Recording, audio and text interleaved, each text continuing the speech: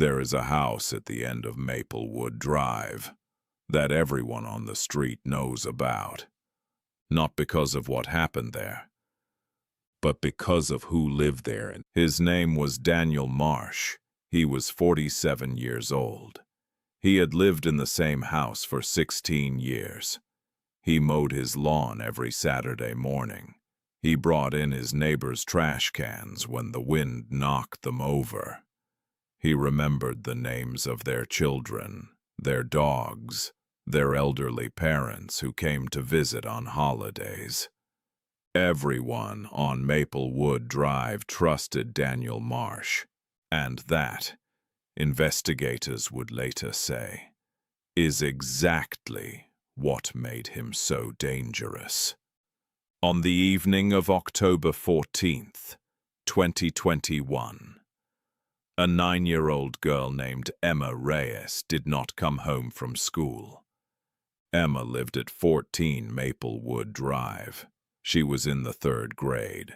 She had brown hair and a gap between her front teeth and a laugh that her mother described as the kind of laugh that makes everyone else laugh too.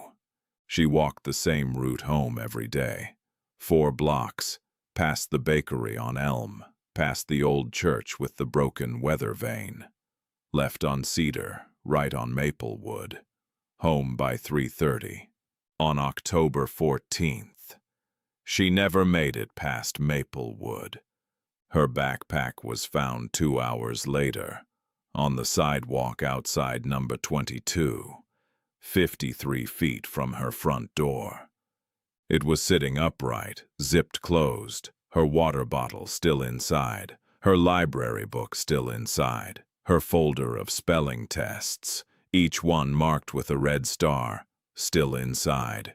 The only thing missing was Emma. The search began within the hour. Neighbors poured into the street. Parents walked the route again and again. Police brought in dogs. Helicopters circled overhead until well after midnight. The dogs led investigators to the sidewalk where the backpack was found. And then, nothing. The scent simply ended, as if Emma had stepped off the sidewalk and disappeared into the air.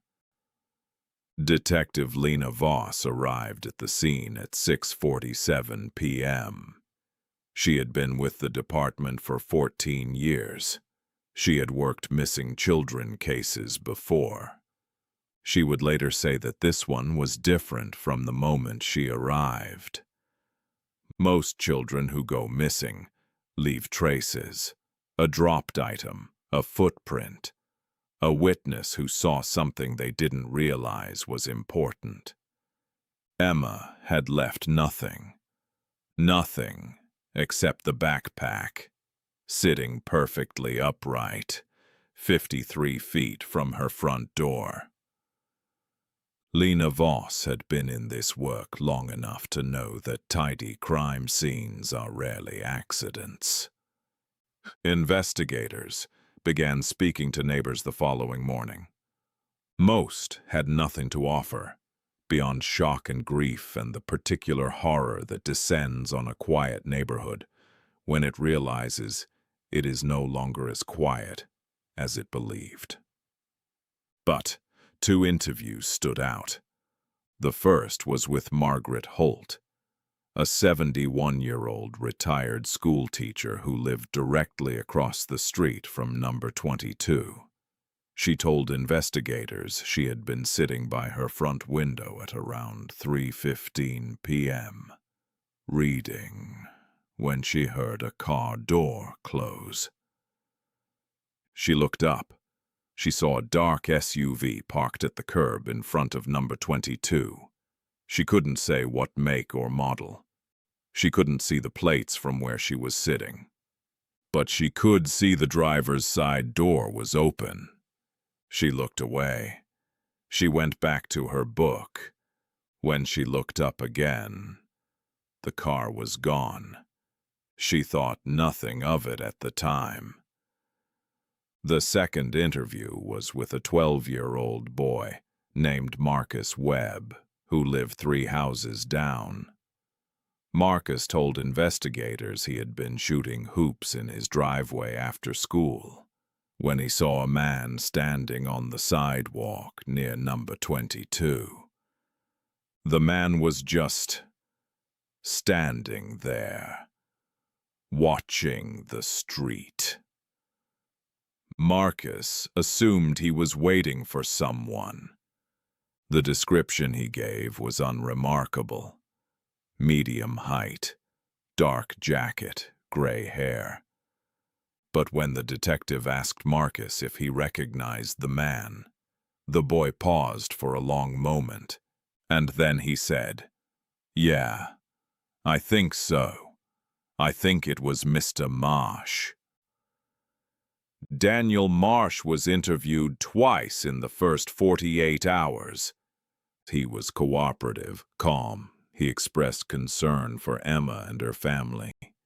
He mentioned that he had seen Emma walking home many times, that she always waved, that she was a sweet kid. He said he had been inside all afternoon.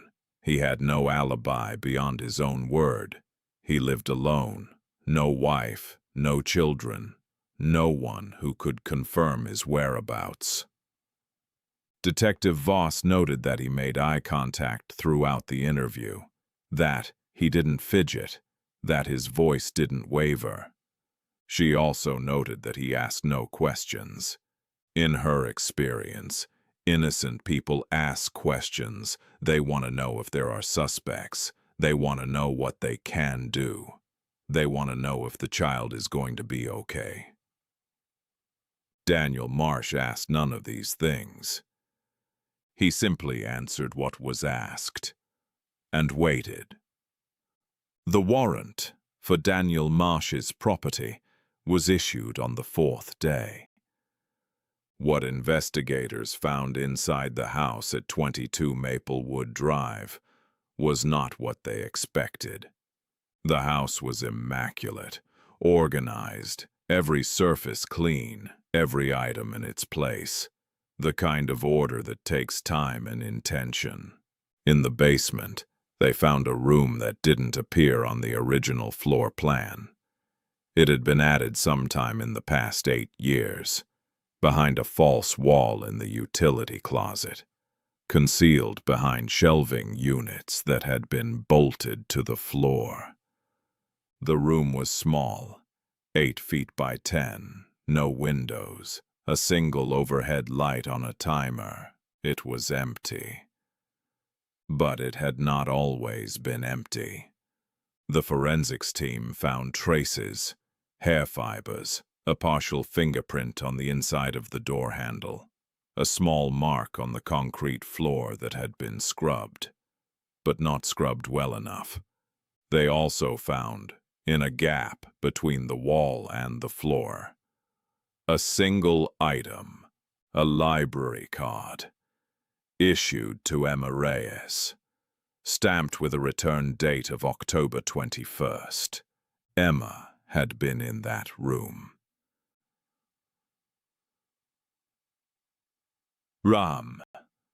Daniel Marsh was taken into custody at 11:23 a.m. on October 18th. He did not resist. He did not speak.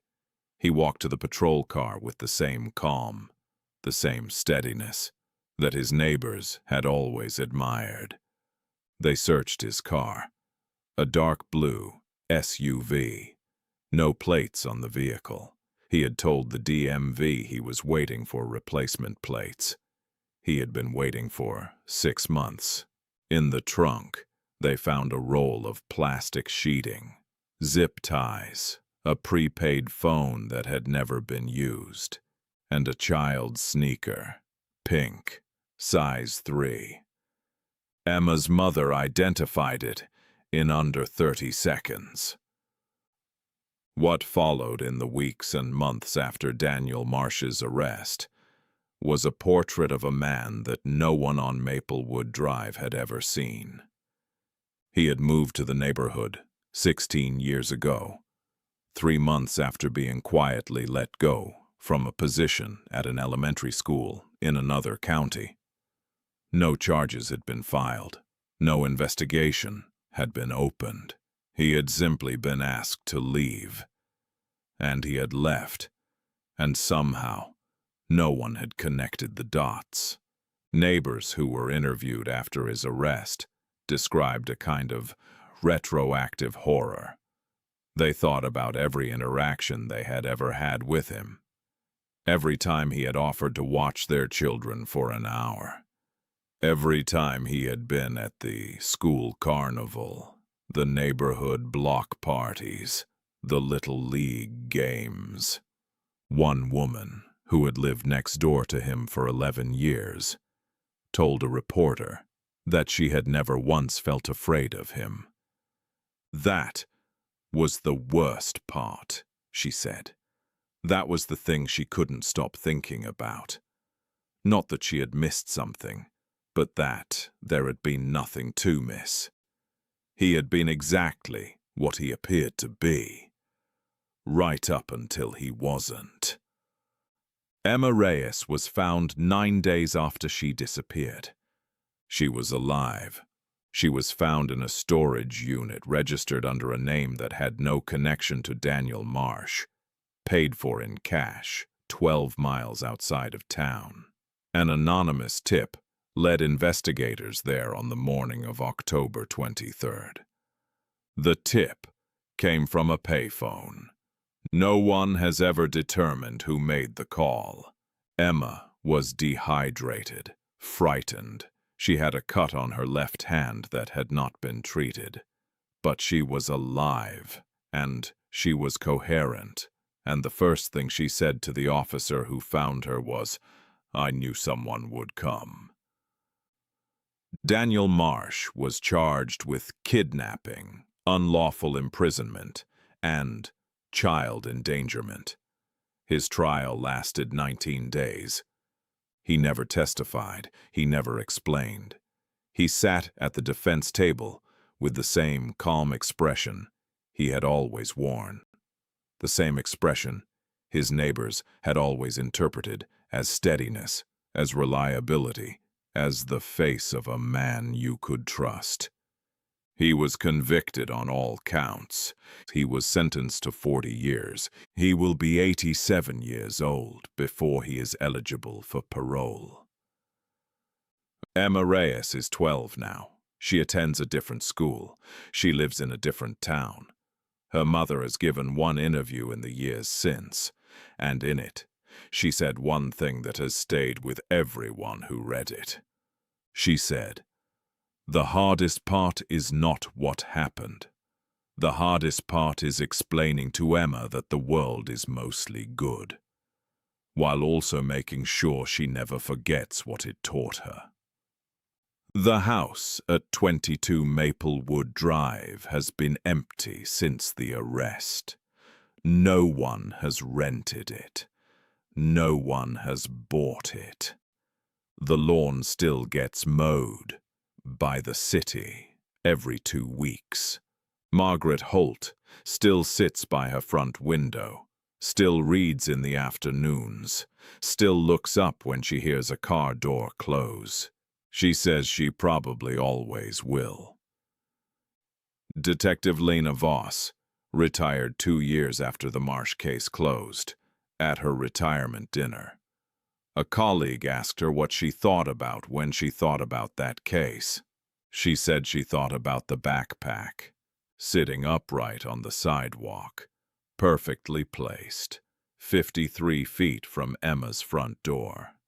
Someone had put it there, deliberately, carefully, not to hide something, to send a message, and the message was simple: I was here, and there is nothing you could have done. Lena Voss said she still thought about that. On quiet evenings, when the neighborhood outside her window went still, and all she could hear was the sound of children playing somewhere down the street. She said she probably always would. There is a house at the end of Maplewood Drive that everyone on the street knows about. Not because of what happened there, but because of what it reminds them every single day when they walk past it. That the most dangerous thing in the world is not the stranger you don't recognize. It is the neighbor you trust completely. This story is fictional and created for entertainment purposes only.